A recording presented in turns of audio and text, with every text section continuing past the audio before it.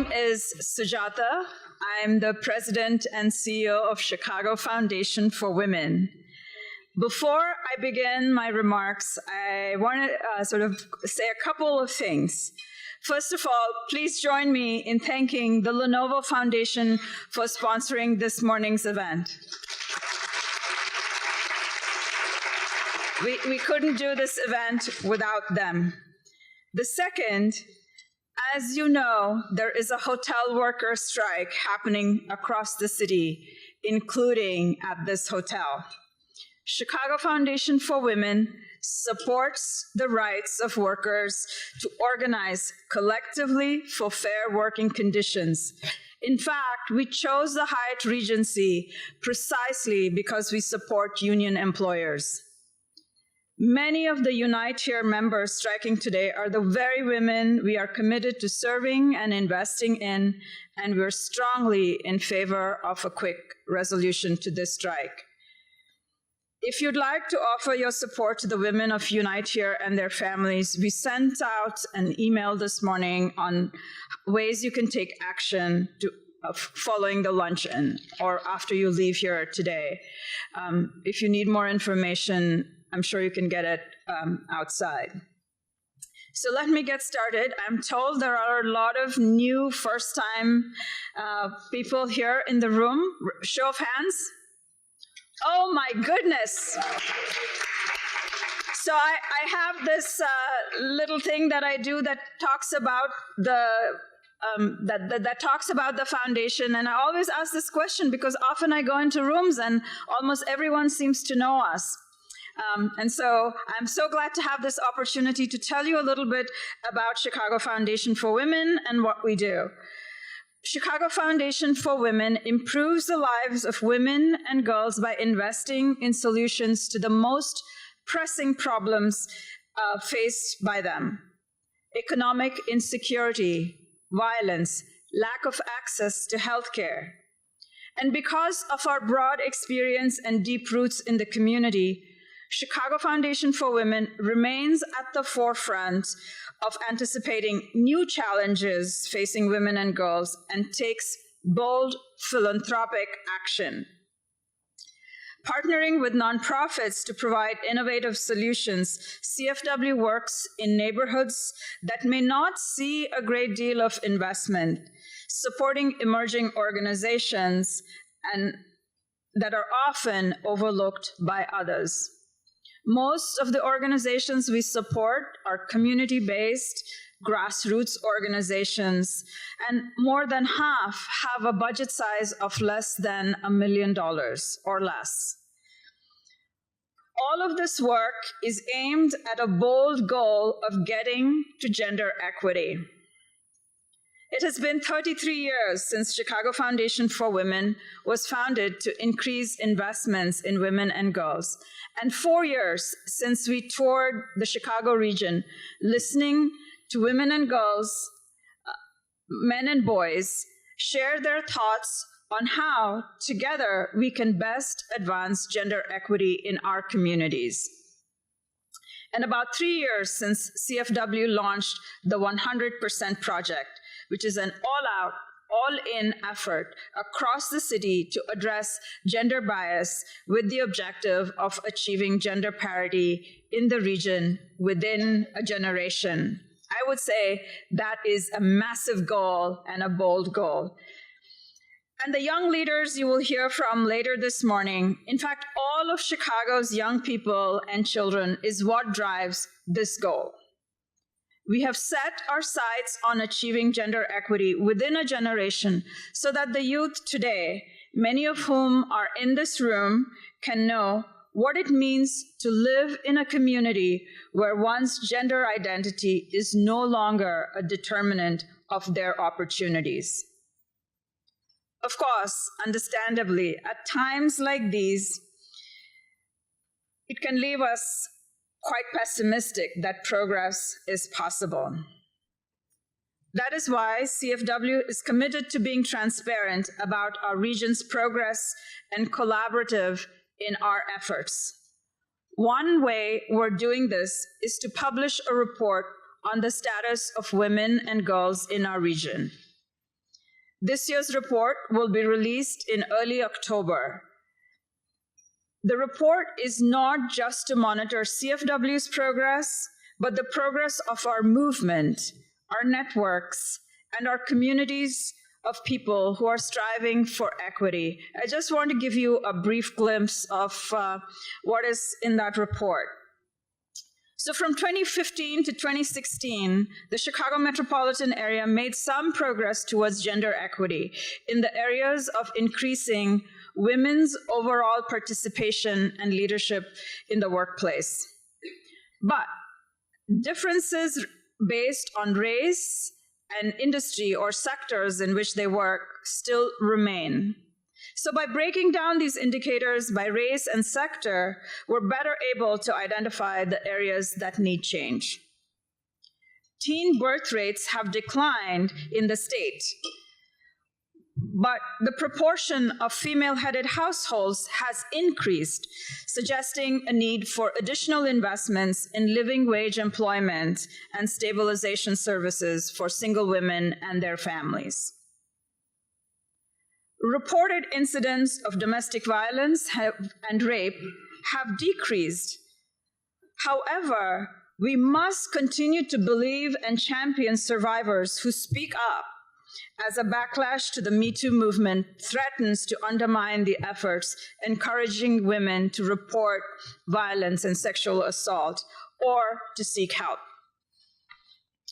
So you can see progress is being made, but it is still not enough. In order to reach gender parity, in the words of Ali Raisman, the keynote speaker for today's luncheon, she says, "We need to change the way society views women." Earlier, I mentioned that Chicago's young people and children are the motivational force to reach gender equity within a generation. They're also my biggest hope that this vision can be realized. The shift in culture that Ali Raisman talks about is happening among our youth. Through our work at Chicago Foundation for Women, I encounter amazing young people from whom I learn a lot. They know very well the type of future they want, that leaving anyone behind based on their gender, race, class, ability, or otherwise is just not an option. Their future is the future I want. From the March for Our Lives in DC to boldly speaking their personal truth through courtroom testimony to closing down the Dan Ryan in protesting community violence, the young people of our nation are claiming their rightful place in power and leadership, and we're all the better for it. I'm so thrilled that you've joined us here today to hear directly from an amazing set of leaders, activists, trailblazers, and advocates. Thank you so much.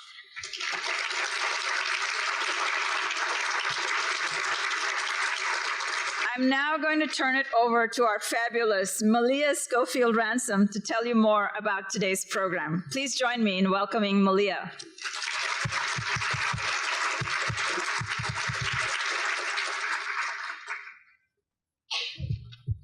Good morning. Good morning. Good morning. Thank you. I love the energy. Wake me up. All right. Thank you all so much for coming out. As Sujata mentioned, I am the fabulous Malia. I am the Community Engagement Officer here at CFW. And in the words of a famous TV show, boy, do we have a good one for you today. All right. So, as Sujata mentioned, today's theme is youth and dare. So we'll be hearing from a few youth today. So I have to be transparent with you folks. We did have some changes this morning. One of the fish bowls was to be around immigration issues and immigrant rights, and our speakers have chosen to stand in solidarity with those striking outside. CFW supports their decision, and more power to them.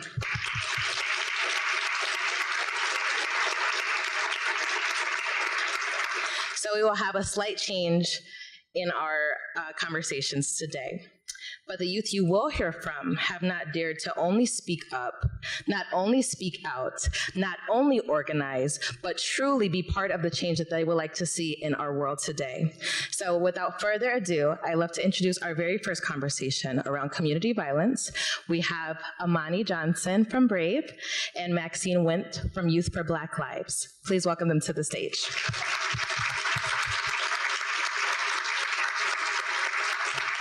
As they come up, I'd like to mention a couple of notes. One, we will be having a Q&A portion after these discussions, so please hold on to your questions until the end. There are note cards and pens on the tables. You're welcome to note your questions there if you feel you might forget. We also welcome you to write down any just thoughts you have around today's discussions. You're welcome to take them with you for future thought or leave them here for CFW as feedback. Thank you.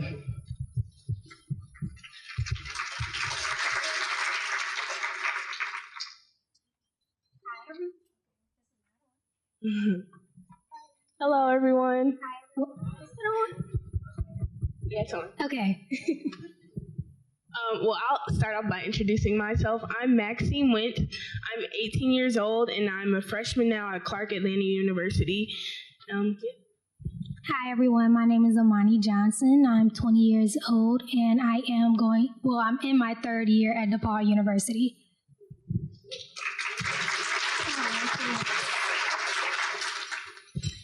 Okay, so my first question for you, Maxine, is what spurred the creation of Youth for Black Lives? Okay, so this is like a pretty long story, I guess. When I was 16, it was after the death of Philando Castile and Alton Sterling. They got murdered by the police, and I was just really young and I didn't know how to process it, and that was really my first time. Well, it wasn't my first time in witnessing police violence, because that was kind of the start of the movement, and we saw a lot of Black people dying at that time. It was just me being so young and seeing Black people dying because by people who are supposed to be protecting us. I felt really disheartened by it, and I felt like I needed to do something. So I was like, I can't just sit here. I really felt like my voice wasn't being heard. People didn't understand the suffering that Black people were going through at this time, and people didn't understand that youth felt something about this situation too. People only saw that these adults have voices or they had views, but they didn't hear our voice. And so I just wanted to be the person to be okay, well, the youth has a voice and you guys need to hear us, and you just need to stand in solidarity with us and show your support to really help our mourning for a time like this when we're seeing so many people who look like us and, experience the same lives just dying just for being Black. And so because of that, I pretty much created a protest, and it was the summer of 2016, and I sent a photo to my friends. I was like, hey, do you guys want to help me create a protest in Chicago? We're all Black. It's really simple. It doesn't have to be anything extra. They were like, okay, sure. And I was like, okay, cool. We're about to start a protest. So then I started, I made a group chat, and then all of my friends, they started contacting me hey, Maxine, I want to help. And I was like, oh, okay. There's so many people who actually want to be involved. And I was like, wow, see, this is what I was talking about. We have a voice. We need to be speaking out more about it. And so then pretty much we created that protest, and that protest had over 2,000 people, and we had no arrests that weekend.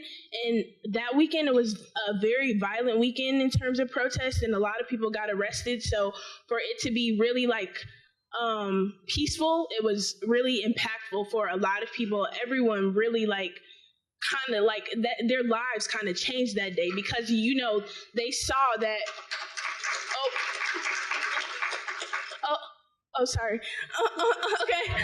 Oh yeah, they saw that the passion we as youth had, and so they wanted to be involved, and more people wanted to do something about it. And so that basically like propelled Youth for Black Lives into, now we started to do more protests after that, but now we focus more on education and kind of educating the youth, because we see that's like one of the main like ways to, kind of stop all the violence in Chicago. So I guess that answers your question and how Youth for Black Lives came to fruition. Yeah. Oh, yeah. Then I'm going to ask her a question. Okay. Understanding that the issue of community violence is multi-layered, including the history of red lighting, politics, school to prison pipeline, and etc. We also understand there is no solution to community violence. With that, I ask, what part of the solution does Brave work toward? Okay, so first, I guess I will explain a little bit about like what BRAVE is. So BRAVE is an acronym which stands for Bold Resistance Against Violence Everywhere, and it's a group of youth coming from different areas in Chicago of different ages. So there's like a baby BRAVE, then there's a junior BRAVE, and then there's a big BRAVE. I'm a part of Big Brave, obviously. And that consists of high school to college students. So our max age is about 24, and we basically just come together to like spur up ideas of how to fight against violence. And to answer your question, I think that our main goal, of course, is to end gun violence, because that's one of the biggest issues I think that we're having on the south and west sides of Chicago. However, recently we've been like branching out into different areas, so we kind of address everything. So we shut down the Dan Ryan. That was us. Yeah, we did that. And a lot of people like were complaining about it, saying like, oh, you're inconveniencing us. We can't get to where we need to go and all that stuff. But people have to understand that we are inconvenienced every single day when we are terrified to leave our houses, because we are scared that we might be gunned down and we may not make it back, or like parents, their kids may not make it back from school and things like that. So yeah, like your issues are kind of small compared to our issues. So the main purpose of the march was to get the attention of elected officials and people running for office, to get them to come and meet with us. So Brave, we have a group from North Lawndale, we have a group from Brighton Park, and from Perspectives High School. And we basically wanted to like get their ideas about mental health, education, police and community relations, obviously gun violence, and economic development for our communities. So we basically like not just touched on gun violence, but we want the overall uplift of our communities. So yeah.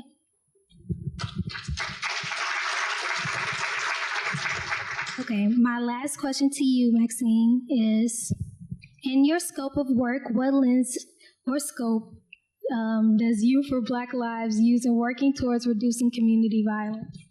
Okay, so kind of tying back into the first question, going back into education. So right now we do teach-ins, like youth teach-ins, and pretty much they're free admission, free food, and free education. That's what it's all about.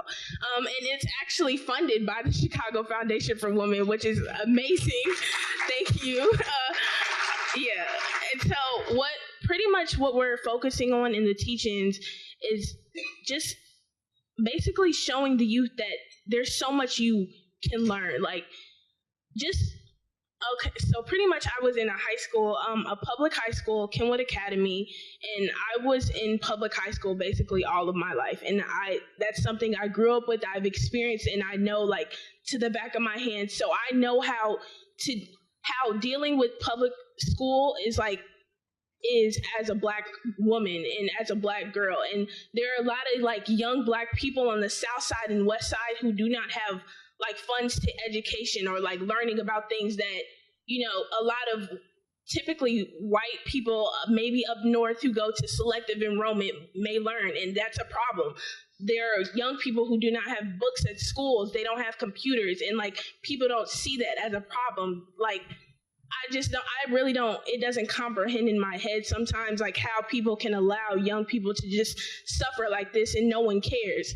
So, if no one else is going to care, Youth for Black Lives is going to care, that's for sure. And so, we thought like, okay, we're going to do something about that since no one else is going to do it. And we're going to do it for free, because education should be free for students, and they should be able to learn about the things, no one's teaching them, or they should be able to learn about, how they can become a singer one day, or a mathematician, or a scientist, or how they can become a producer.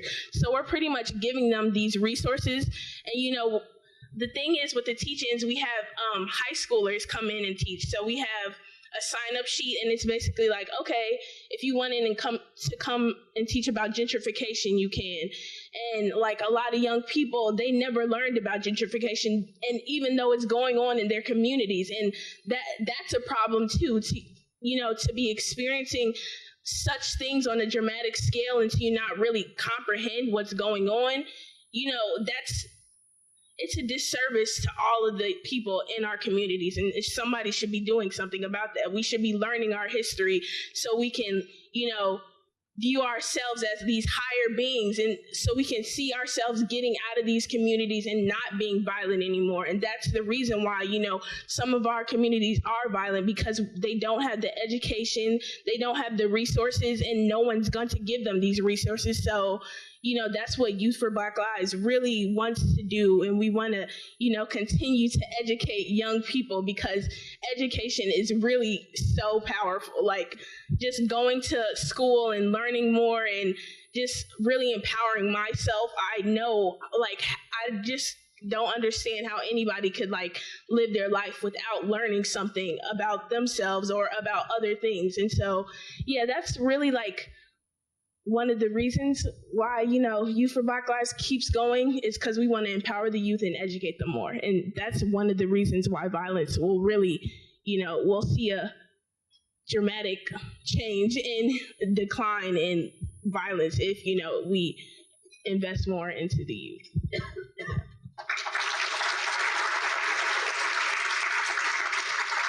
Okay, so how do you view your work as empowering youth, and why is it so important to activate youth in this work? And before you answer that question, my apologies, we're a little short on time, but you got 3 minutes, girl, go ahead.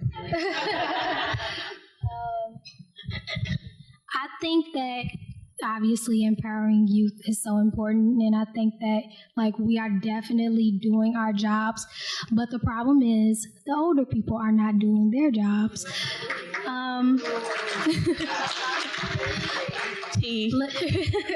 Okay, like let's be real, like the older generations have created this problem for us, like the condition that the country is in, and they left us to like clean up the mess, which is okay because we're more than capable of doing it ourselves. But it would be nice to have like that support. Let's be real again. Older people, not all older people, of course, but a lot of older people think that they do know everything and think that there's nothing left for them to learn, especially from younger people. But that is far from the truth, because the world is changing constantly and rapidly, and a lot of you will be left behind. This is like the era of the younger people. I'm sorry, I'm so like rough, but but I'm just, telling the truth. But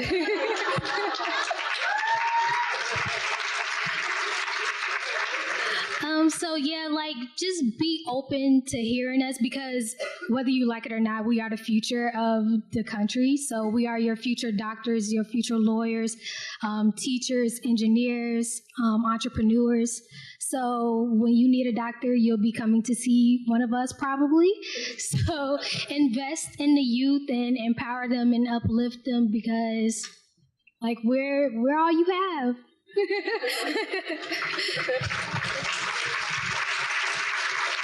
you. Thank you. One more round of applause for these wonderful youngsters.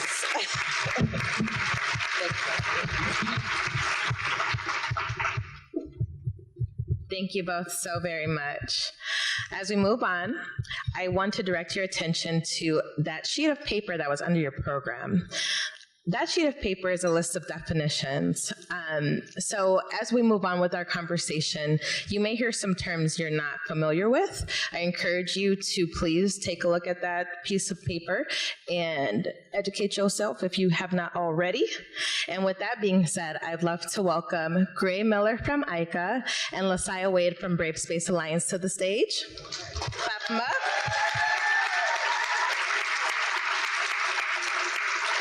Would you like any water, please? Sure. Are these chairs hip friendly?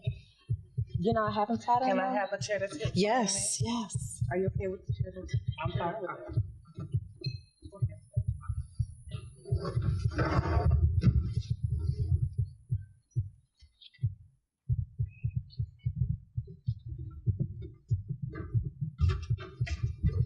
What's life without a little adjustment, right? All right, one more applause before we get started.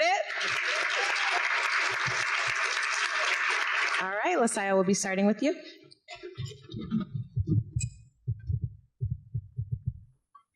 All right. Can y'all hear me? Okay, perfect. How are y'all doing today? Y'all can do a little bit of y'all. How are y'all doing today? Okay. Hey, girl, how are you, baby? Let me see if this is on. Can you hear me? No? Okay. It says it's on? Okay. All right, I'm doing good. Okay.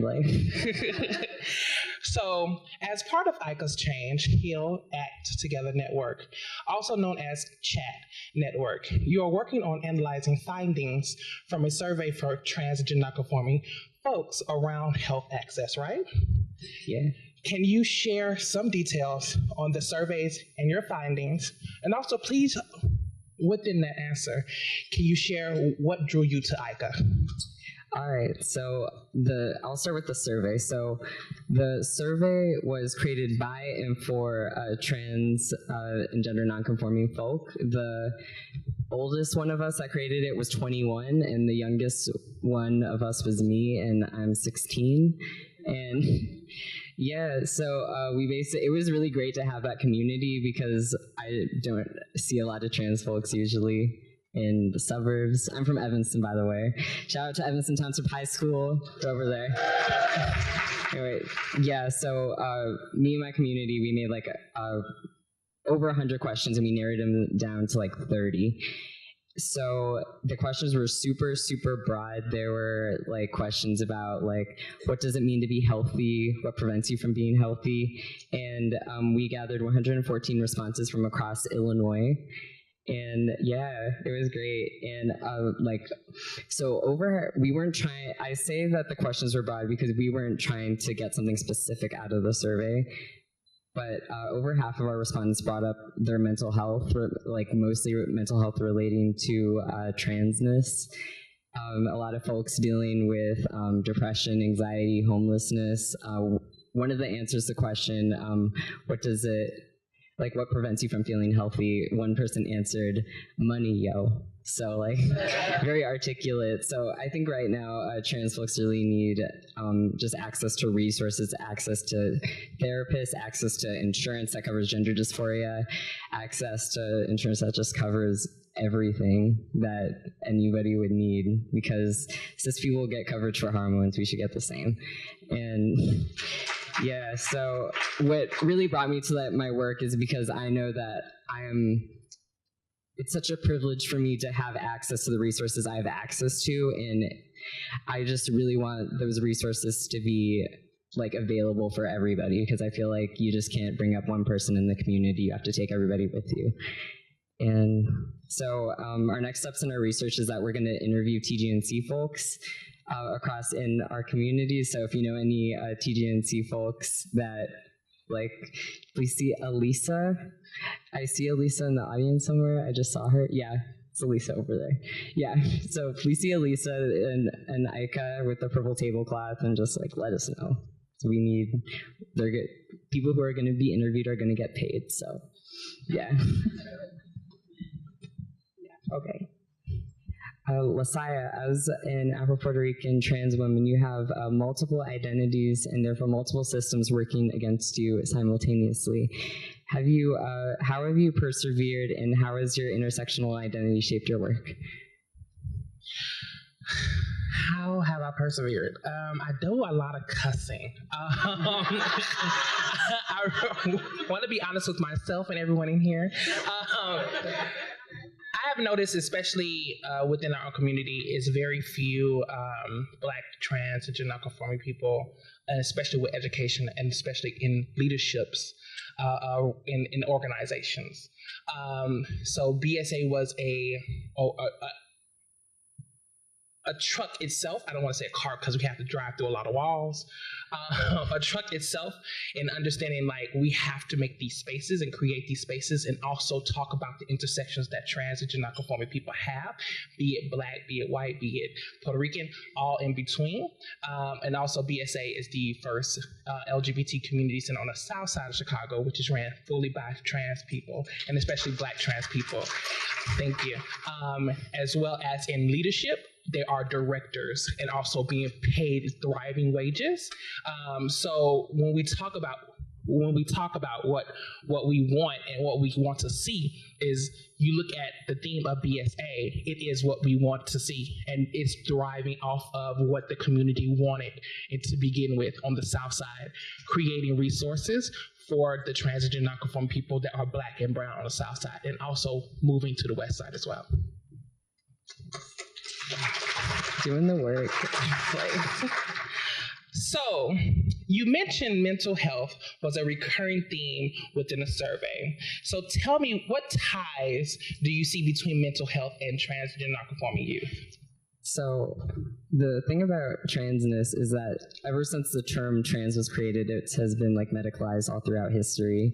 So there's lots of overlap. And what I see when I talk to other trans people that I like get to know on a personal level, like depression and anxiety and rejection from family and all sorts of trauma is just so common among our community. And like I've actually gotten to the point where like I bond over that trauma. Like did your parents reject you when you first came out? Like mine did too. Shout out to my parents. And like so yeah, and I just think so much of it stems from like the idea that when a child is born, they're raised to be cis, they're raised to be a certain way, they're raised with the expectation for the next 60 years of your life, you're gonna be like, for me it was like, you're gonna be like a woman. I was called like she, her pronouns the minute I exited the womb, just because of like the way because I was assumed to be cis. And because I rejected that at such a young age, a lot of that was met with like bullying, judgment, rejection, and that's usually the case for most trans youth that I know, even in Evanston, which claims itself to be a very progressive place. And like we hear that so many times that it becomes like internalized to an extent in the trans community. And I really think the next step for that is I think cis folks really need to reflect on how they create that norm in which that a transness exists under. Like why is it weird for me to exist that way? And how do cis people play a role in making those assumptions about me? And like Trans 101 is great. I think the vocab sheets are great and I think they're necessary, but I think cis folks need to get real about like how they perpetuate these systems and how they're raising their kids and how they're teaching kids what gender is, because I think really that's where it starts. Because like trans folk have like existed since the beginning of time, and it's time to like see that. Oh yeah, thanks. Yeah. The Brave Space Alliance, or BSA, lists 3 core political values as a way to achieve a world liberated from institutional violence for all queer and trans people. The values are prison abolition, employment justice, and economic equity. Could you tell us why these 3? I want to be very clear about the work that we are doing, and especially the people that are picketing right now. And that's where we are. What does it look like for trans people to be in certain spaces that all people are actually in, right? Prison abolition never protected trans people, and especially putting us in what's the word I'm looking for? And I'm going to put them in mute boxes. That's what I can just pretty much put it plain and simple, is section off us by ourselves, away from the regular population. And it actually does us more harm than good. Equity in pay is what I was talking about earlier. I know people that works for other organizations, which I will not call out, but we know who they are, that do not live in thriving wages, but actually still have to do sex work or have 2 to 3 jobs, even doing the work as advocates in these organizations, right? And when I talk about BSA, them having thriving wages, I will not hire a transgender nonconforming, transgender nonconforming person, even though they are qualified for the position or needing the position or needing the work, because I cannot pay them what they're worth. So we talk about, and I push it really hard around CDPH, different foundations that are actually funding us and actually going through BSA, giving us the money that we deserve, hiring people for their education, hiring people for their thriving wages, hiring people for their authentic selves, actually doing the work that they need to be doing to actually protect the community that we talk about violence. What was the third one? The third one, economic equity. It was prison abolition, employment justice, economic equity. Employment justice. So we do a lot of work with companies, organizations throughout Chicago. They email me or email my staff and say, we have jobs available. The first questions that we automatically ask is, how are your policies looking at your job? And then they go, I don't know, we haven't really updated. Well, we're not going to send trans people there if you have yet to have training. We're not going to send transgender nonconforming there if you don't know what transgender. It's not going to look good on us if we just trying to make you look good on paper. So what we do first is we ask you, do you want training? Then we send Black or brown trans people to train the companies or organizations, so you can feel and have a look at who you're serving and who's actually going to be working in these spaces. Once you finish these trainings that we have available for you, you will get a BSA sticker and a BSA certification that you completed this training, and then everyone is welcome to come to you. We are actually taking that power back within the Black and brown community, saying that we can do what we need to do for ourselves without having white overseers, cis overseers, and people that constantly put us in the positions of non-thriving wages.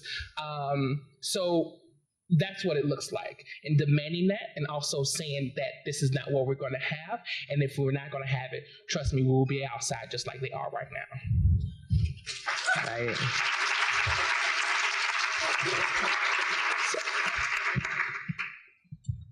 Thank you both so much. One more round of applause, please.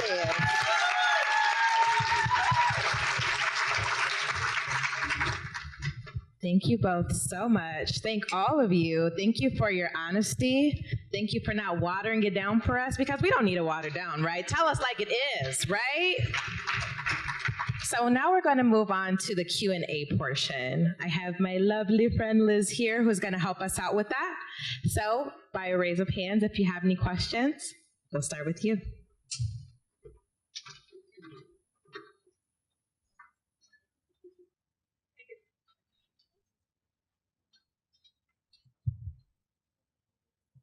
Good morning. So for the speakers that were just up, so you absolutely deserve the global platform, but unfortunately sometimes celebrities kind of gain that spot. Do you feel that celebrities hurt or help the dialogue? I think it's a double-edged sword. I think it is a point of what society seem as norm. As a trans person trying to have all these surgeries, wanting laser surgeries, so on and so forth, and they want that envision for themselves. I also don't do celebrityism at my organization, and I refuse to do it. And especially, I constantly say I will not be on a panel if this particular person, because they do not speak my narrative, and it's completely whitewashed on my end to actually be on that panel with this particular person. So yeah, it's a double-edged sword.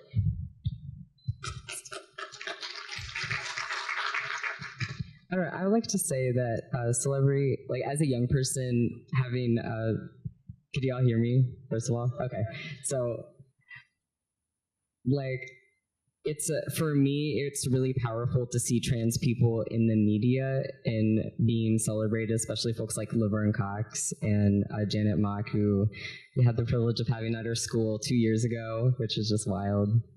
Shout out to Evanston. But I do agree that just the overemphasis of the medicalization of trans folks, it's not really where the issues lie right now. Like, it's just, there's so much more, there's so much deeper to see trans folks as full humans instead of just like people that you could put on posters to sell things. Say that, okay. We'd like to take the, okay, we'll go right over there. And you know what, can we please stand while we're asking our questions and also stand while we're responding? If you can, I would appreciate it. If not, no problem. So I have a comment for Gray and a question for Lasaya. Gray, my kid is in 7th grade at Shute Middle School right now. I believe she might be a freshman when you're a senior. I hope you two get to meet because I believe, as beautiful of a little human as she is, she's on her way to loving the ladies long time. And she won't admit it to me, but I've been there and I kind of know where I think she's headed. So I hope that you two get to meet and perhaps bond over what she's insecure about right now at some point. Lasaya, I want to challenge you a little bit, my dear. So I've heard you say the term whitewashed, and I heard you mention the fact that you send Black and brown trans people into companies to conduct your training, and they represent your organization, and that white people tend to be less receptive to your situation than maybe other races. And it's been my experience with my little brother who was born my little sister, but it's the Black and brown people that give her the hardest time versus any other race. And I'm wondering, my dear, can you explain to me what experiences you've had that make you feel as if white people are less receptive? Not that it matters, but I guess maybe what's your experience with Black and brown people being receptive or non-receptive? Because I just don't see that at all. Our people are far less accepting of anything less than normal. So a lot of people not understanding, I get where you're coming from, right? For me, every day walking outside, seeing a Black face is the most joyous moment for me. Talking to Black people and educating Black people is the most joyous moment for me. We constantly go into this point of media and what it is and what it isn't, of like, when you're near Black people, you are harmed by Black people. When white people are near other white people, they are harmed by white people. And the constant understanding that this work we know as Black people is the hardest work, because we have to constantly decolonize ourselves. We have to constantly retrain ourselves. We have to constantly fight religious bias in particular ways that Black people have been raised to actually be. I can just speak on my narrative. I was raised in a Baptist Catholic household where my parents were cracking whips, cracking belts, and the constant fight of like letting them know who I am and educating them as I grow into who I am. They actually broke that down, and they're my biggest supporter as of today. My mother would walk in here today and tell you in a heartbeat, yes, I beat my child because I did not know what was going on. But my child fought for me to know what was going on. And she will literally tell her story and cry and do all that in between to let you know that right now, regardless of what's happening, me marching, me doing what I do, she's there to quicker to defend me on the street than anyone else I know. Me also working with other Black people, they really don't care. A lot of people don't understand, like, Black people really don't care about what's going on when they have resources. No resources automatically will bring Black people into, I need to survive, what I need to do to survive, how I got to survive, sex work, I got to sell drugs to survive. I used to be that person. In college, I had to do sex work, I had to do drugs, sell drugs to do what I had to do to survive. And understanding that intersection of what I had to go through allows me to understand the intersections of what other people have to go through. And it then allowed me to have conversations with them on a personal people level before I have a conversation around who I am identically as a trans person. And that allows me to build a ground base with most people and then take it from there. Now, if I can't reach you, most people can't reach you. But most 99.9% of the time, I have more conversations with a drug dealer on a street corner than I do with a pastor that's in a church. Thank you. Thank you for your question and thank you for sharing. More questions over here? Excuse me.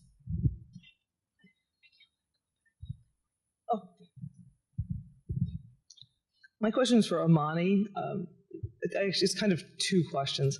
The first is, when you had the protest on the Dan Ryan, weren't you guys scared? I did some traffic control when I was an adolescent, and it scared the daylights out of me. So that's number one. And number two, what kinds of other protests are you planning, and what's the end goal in that, and where are they going to be?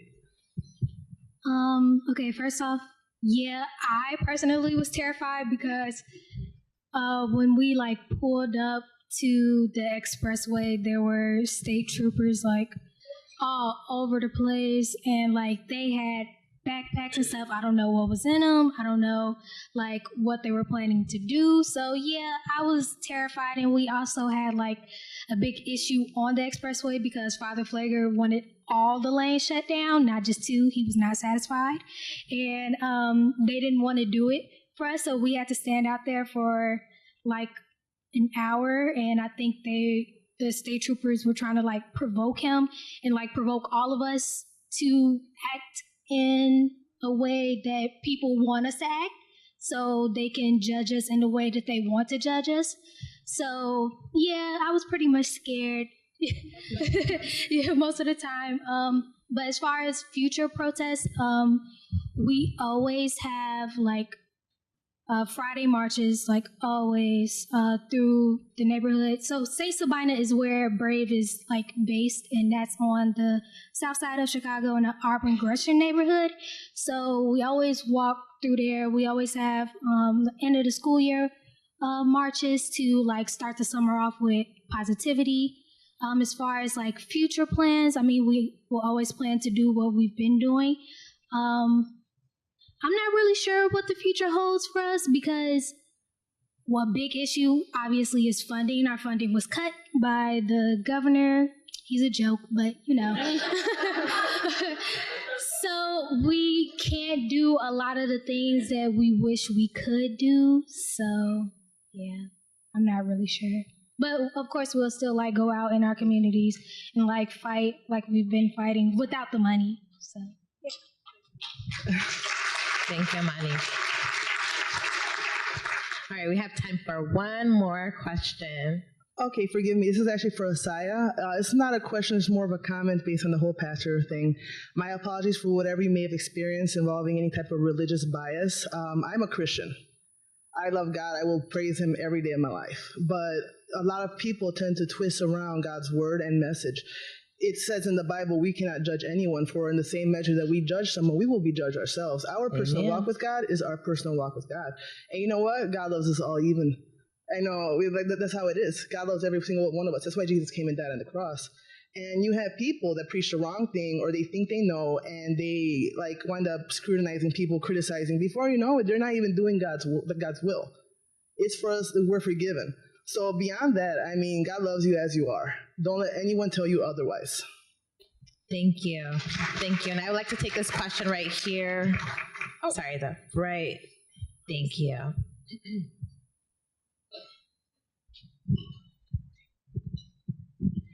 Thank you for taking my question. It's for Gray and Lasai.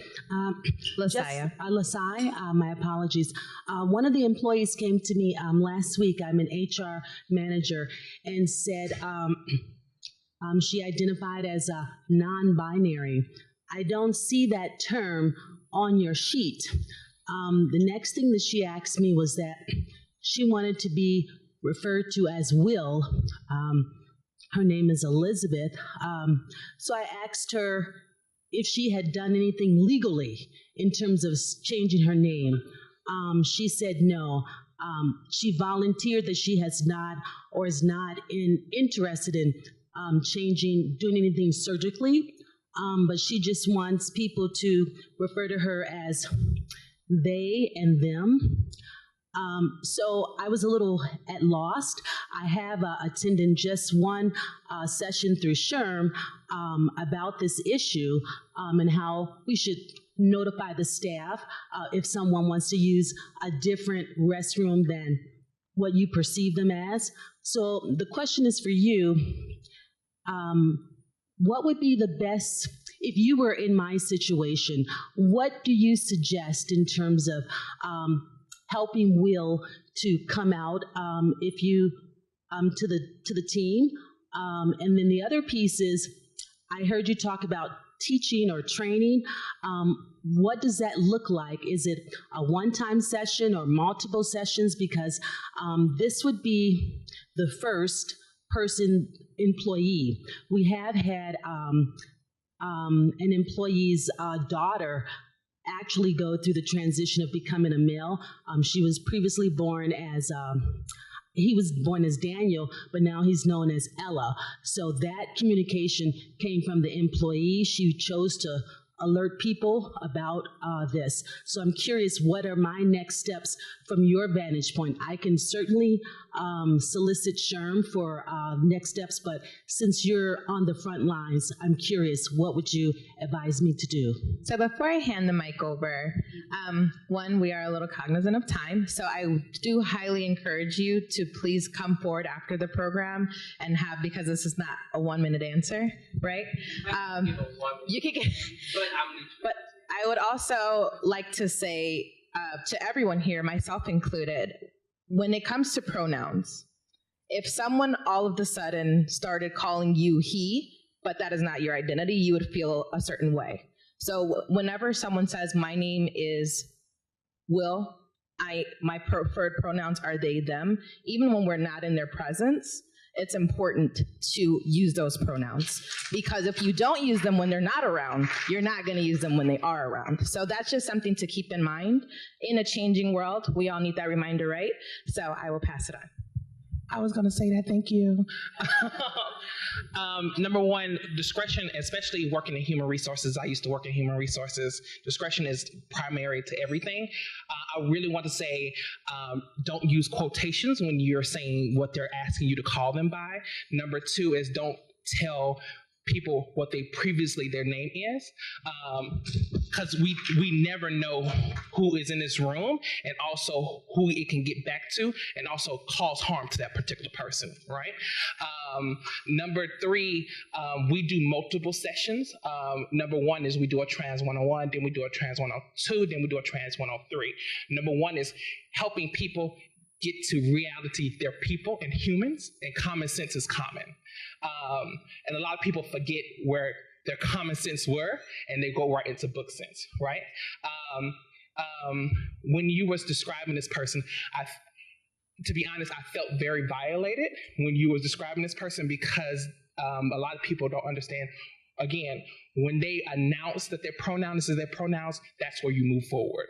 And how can you make yourself better and actually helping them be able to be safe or even brave in the space. And this is exactly why Brave Space is alive and thriving today, because we want to make sure that everyone, we know no safe space is actually safe. And a lot of people don't understand what Brave Space actually means. And I was a part of that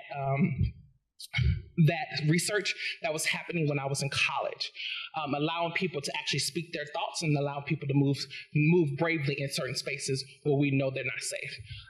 But yeah, reach out to me. We can help everyone get to where they need to be, and allow people to understand that we'll hopefully will be able to transition smoothly and safely in that space.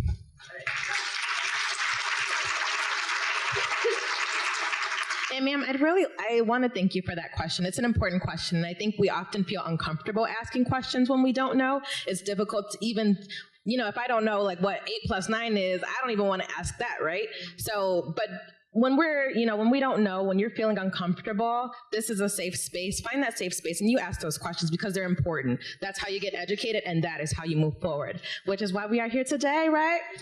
With that being said, I would like to break the room up into just your table where you're at now to have small discussions. I would love for you all to discuss how you feel motivated to make a change today. Doesn't have to be huge, doesn't have to be little, whatever you can do today. And afterward, so I'll give you about 8 minutes or so, and then we'll come around a couple tables if anyone would like to share. So we'll take a break for now. I'm wondering if there's any tables who would like to share their thoughts.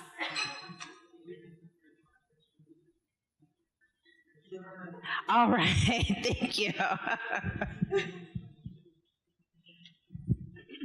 So we talked a little bit about the pronoun question because Yesenia, who was part of, what's the name of the organization actually? Between Friends, which I've been involved in that. It's a great organization, and they're really working on that, and it's actually part of their tagline, so I thought that was great.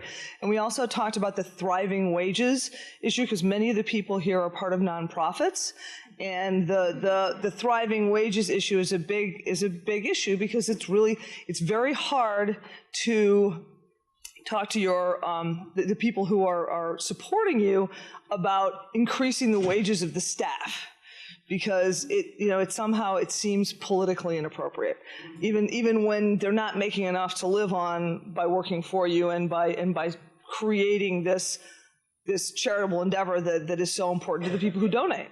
And Annie commented. Annie is the president of the League of Women Voters of Chicago, and they are an all-volunteer organization, so a shout-out to the League of Women Voters. And my question to her was, you too? And she said, yes. So nobody gets paid there. So it's all, so this, and in order, if you want to grow and thrive, once again on the thriving wages issue, it's a really difficult thing if nobody gets paid. Thanks for sharing. Any other thoughts? Sorry. Thank you.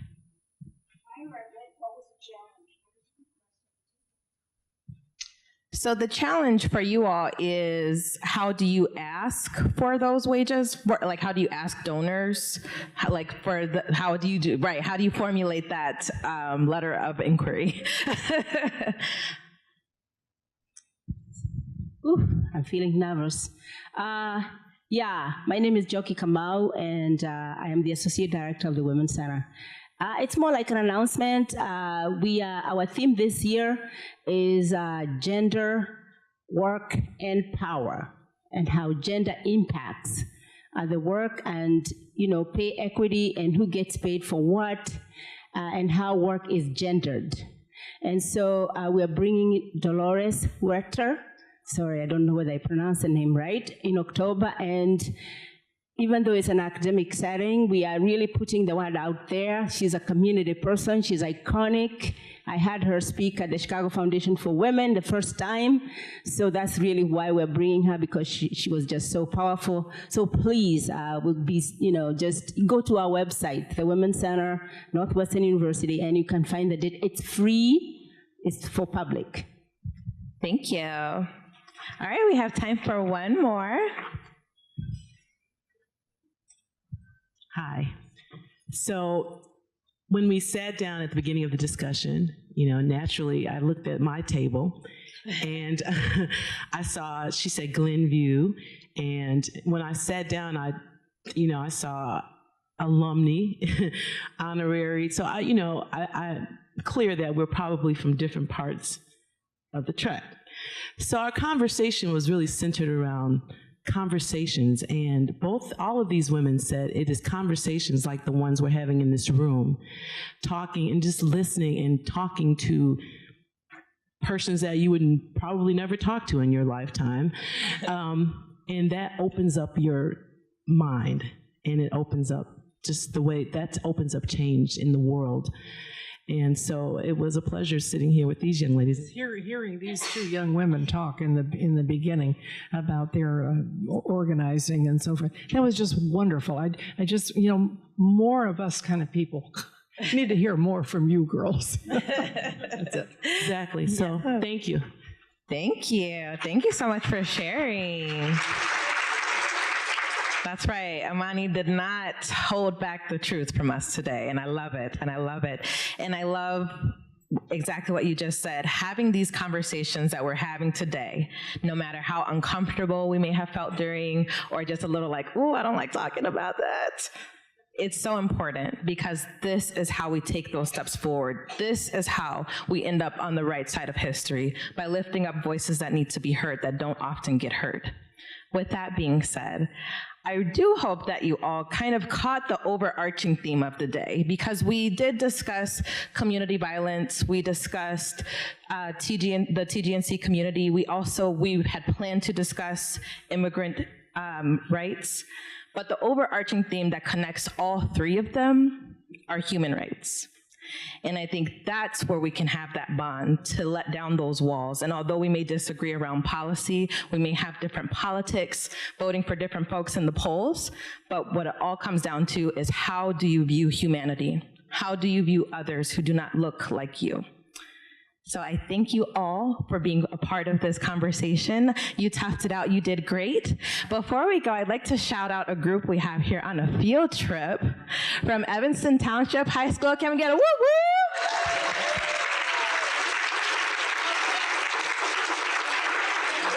Now, that's a field trip I would have loved to attend, but I don't feel like I had any field trips in high school.